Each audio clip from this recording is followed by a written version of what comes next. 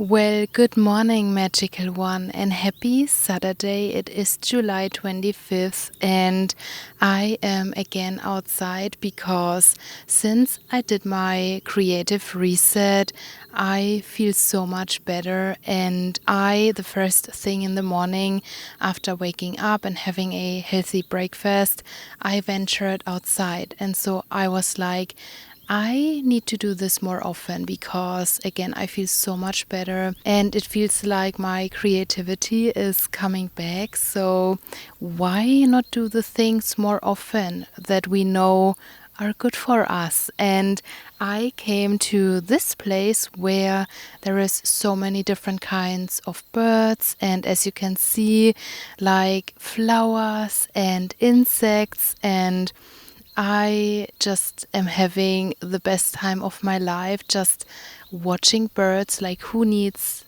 to watch people if you can watch birds? And so, I don't know, I'm having a very good morning. It is a pretty long walk to pass the sea, which I'm at completely, but I am very determined to do that because I need to walk more. And usually I would venture deeper into like the forest and go closer to the sea. But unfortunately, they put a warning up that this guy is like doing its thing at this place. They are very dangerous, especially for dogs, and I don't want to risk like bringing these tiny aggressive hares into my home. So I'm just like a normal person. I'm staying on the path that is made for the humans and like sitting here where hopefully there is no danger. I haven't seen a nest of them so far, but honestly, I also don't know how it looks like. So that's great. Let's hope we are safe. But yeah, really enjoying my time here. I did bring a book to study some German mythical creatures because you guys really want me to cover this topic. You always ask for it. And so I thought we can drop a little German folklore here and there into my videos because I'm also really interested in learning more about it. But I thought I could show you the book that I'm currently reading, and it is this one. It is a German book called Hausgeister, and I really enjoy it because it does not feel like you are studying something. There is so much imagery inside, which is so beautiful and cute and magical. So it rather feels like you are looking through a young adult fairy tale book. I don't even know how to explain it, but I have a lot of fun like studying all the German folklore. And also I do believe that the authors did a very good job researching all of this information and getting it all together in a book. So you can definitely feel the love and passion that went into this project. So very well done. And now the train is coming, so let's wait until it's over. Like, give the birds a break. What is going on? Okay, so welcome to today's German folklore lesson with Bibi. And I thought I would talk about the mythical creature called Drak because this is the chapter that I read while I was at the lake this day. Now, this creature was known especially in northern and middle Germany as well as in neighboring Slavic regions. And even though the Drak was said to be able to fly, it was also called a goblin in some German regions, so it probably didn't have much in common with the dragon we know, because in German the word Drak really reminds you of Drache, which is dragon, and it probably has its origin in the word mandrake, not dragon, but this isn't very clear. Now, lore has it that they would fall through chimneys into houses in the form of a fireball, pouring riches like milk, eggs, grain and gold as they did so. And wealthy farmers were said to have a Drak in their service. If you treated them well, milk jugs were said to be cleaned quickly, and if you placed them in the kitchen or basement, the Drak would fill them with milk. And to attract them, people crafted butter barrels from sacred wood like juniper. There are sources about this mythical creature, especially from the 1500s to the 1800s, during which it was also said to have caused many house fires. And wherever this creature went, everything was burned. It's believed that sightings of the Drak were linked to flames spewing from chimneys or sparks flying from fireplaces, and I cannot help but be reminded of Calcifer from Howl's Moving Castle, like the little fire demon. And if you didn't reward the Drak for its services, it was said to refuse to leave and instead burn down the house. So it was not only nice, and it did not only bring you wealth. With the rise of Christianity, this creature was increasingly believed to be a demon or even the devil itself, and people were even persecuted if they were believed to inhabit a Drak in their homes. Now, the Drak was also believed to steal grain for its owner, transporting it in nutshells or eggshells while flying. And another form of this creature was the milk or butter demon, which brought milk to its owner. And if you ever saw one, you were supposed to shout: Es fährt kein Fuhrmann über Land und Brück, lässt seinen Zoll zurück. Because then the Drak would have to drop some of what it was carrying, and so you could see what type of Drak it was that you have encountered. Now, you were not supposed to discover its hiding place, otherwise it would flee.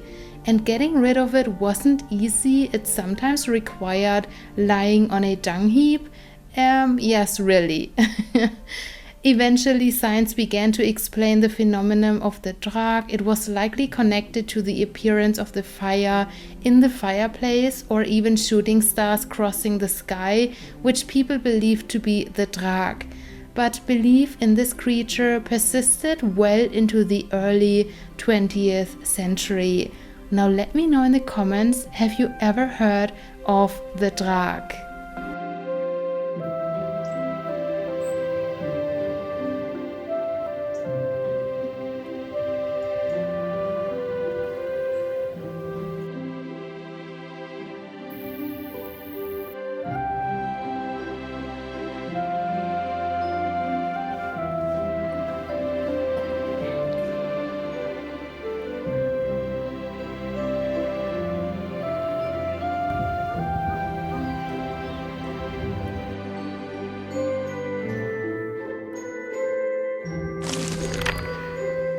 Okay, so it looks like we unintentionally took a ferry portal to this place.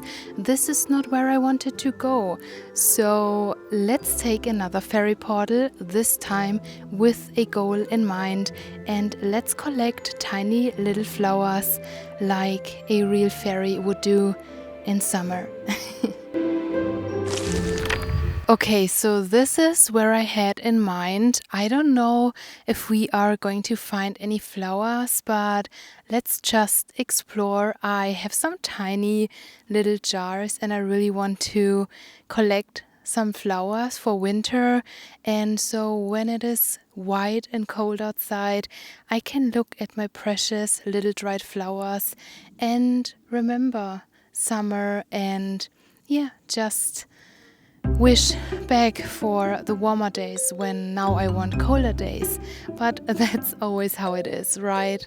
I said last time that I'm very critical when it comes to kind of finding plants with an app, but there is this one woman who recommended an app to me. It is called Flora Incognita, and so I thought I'm trying it out because I have no clue what this one is.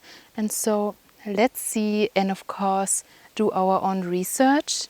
So let's see what it says.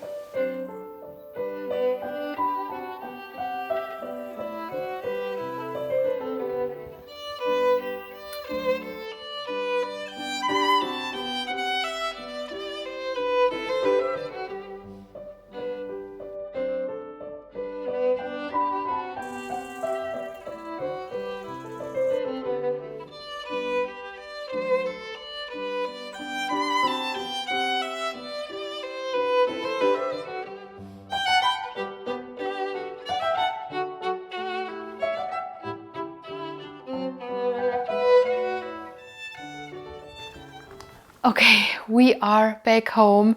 Let me tell you, the traffic in these ferry portals right now is a lot, and I feel like everybody wants to use the ferry portals to get to these enchanted places where the fairies reside and dance. And so it took some time to get home.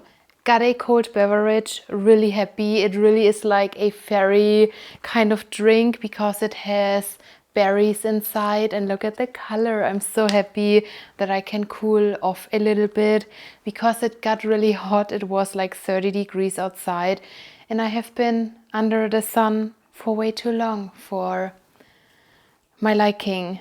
But yeah, nevertheless, I had a very good time. I'm so glad I spent my time outside. I walked so much.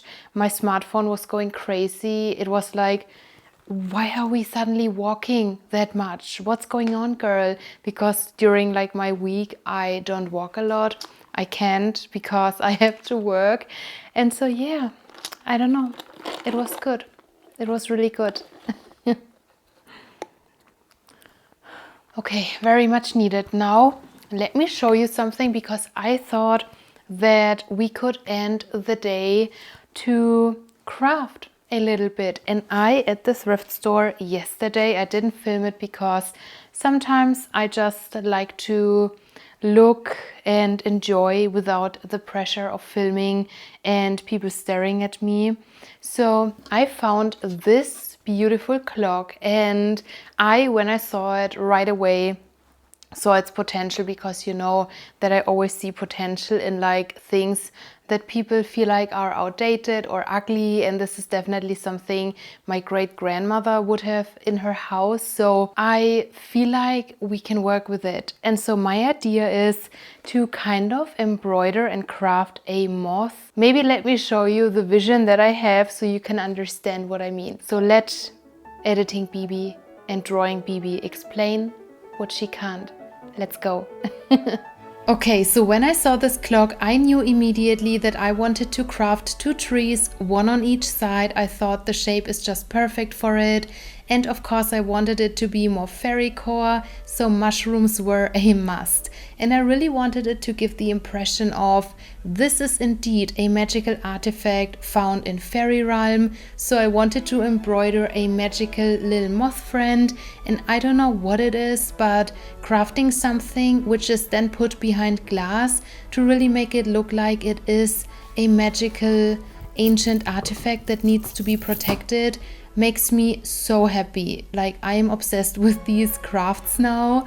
But I started creating the trees, and I feel like at this point I am really good at creating wood or like the structure of bark. Like, not good, but you know what I mean. I'm not as bad as I used to be, and it was so much fun. In retrospective, I wished I would have included something at the top of the wood because now it looks a little bit bare, but I really wanted to be the moth, the highlight of this craft.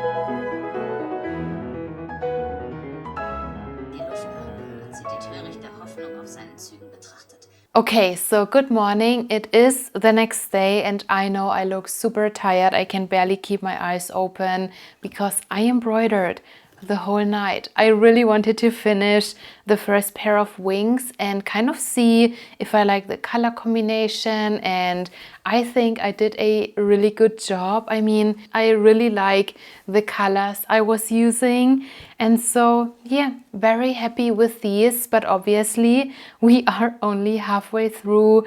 We need to finish the second pair of wings as well. But I would say let's finish the moth and bring our little new friend to life.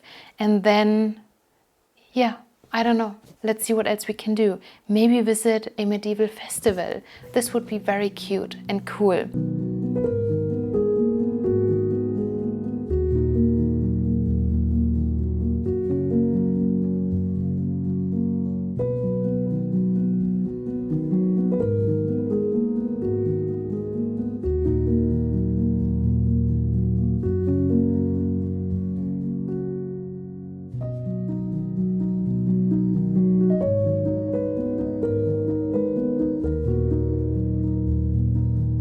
I started painting and then I ended up not liking the colors that I chose. It was too colorful for my liking because I really again wanted the moth to be the highlight, and it looked quite, I don't know how to describe it, but like classy, and so I wanted the case to be classy, whimsical, if this makes sense. So I spray painted everything, and then last minute I decided to go to a medieval festival because at this point I had been embroidering for hours and hours and hours, and I just wanted to see something different than my little moth friend.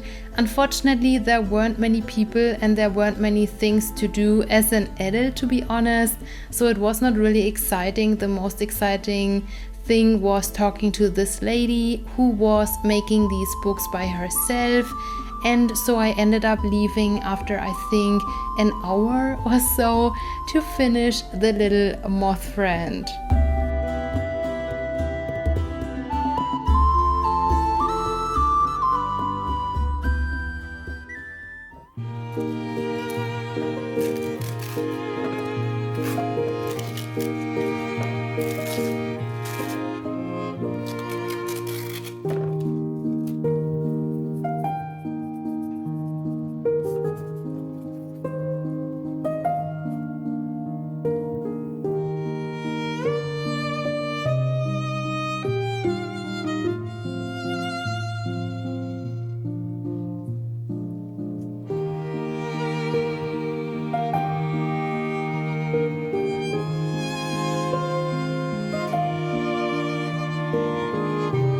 Okay, so I think I'm going to end this video right here, and I really hope you enjoyed hanging out with me, and yeah, we will hang out again next week.